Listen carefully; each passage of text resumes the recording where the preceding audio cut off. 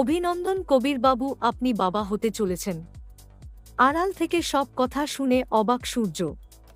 অনুরাগের ছেয়া আগামী পর্ব। হ্যালো বন্ধুরা, আমি চন্দনা, আমার চ্যানেলে স্বাগতম। সর্বশেষ সংবাদ আপডেট পেতে দয়া করে চ্যানেলটি সাবস্ক্রাইব করুন এবং বেল আইকনটি টিপুন।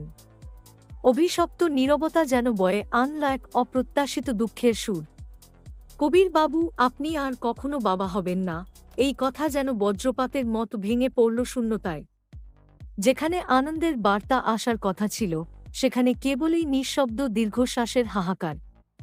সূর্য, যিনি আড়ালে দাঁড়িয়ে সমস্ত আশা নিয়ে অপেক্ষায় ছিলেন, আজ তিনি স্তব্ধ, ভাঙা। তার চোখে নেই বিস্ময়, নেই স্নেহের ঝিলিক, শুধু জ্বালা, এক তীব্র অসহায়তা। একদিন যে ঘরে শিশুর কোলাহল কল্পনা করা হয়েছিল, আজ সেখানে কেবল ঘুড়ির মতো উড়ে বেড়ায় ভাঙা প্রতিশ্রুতি। শূন্য দোলনায় বাতাস দুলে ওঠে, যেন কারো না আসা শিশুর কল্পনা। বিছানার পাশে রাখা ছোট জুতো জোড়া, যেগুলো কখনো কারো পায়ে ওঠে না।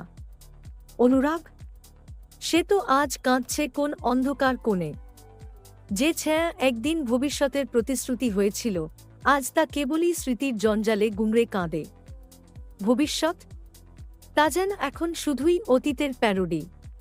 কবিরবাবু, আপনি ছিলেন এক আশাবাদী কবি, জীবনের জয়গান যার কলমে খেলত। আজ সেই কলম নিঃশব্দ, কালি শুকিয়ে গেছে। স্মৃতির পৃষ্ঠায় আঁকা প্রতিটি চিত্র আজ ফিকে।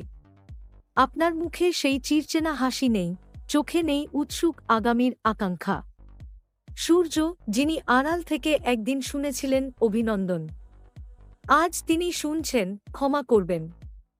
একটা জীবন যা আসতে পারল না, একটা সম্পর্ক যা জন্মের আগেই মৃত।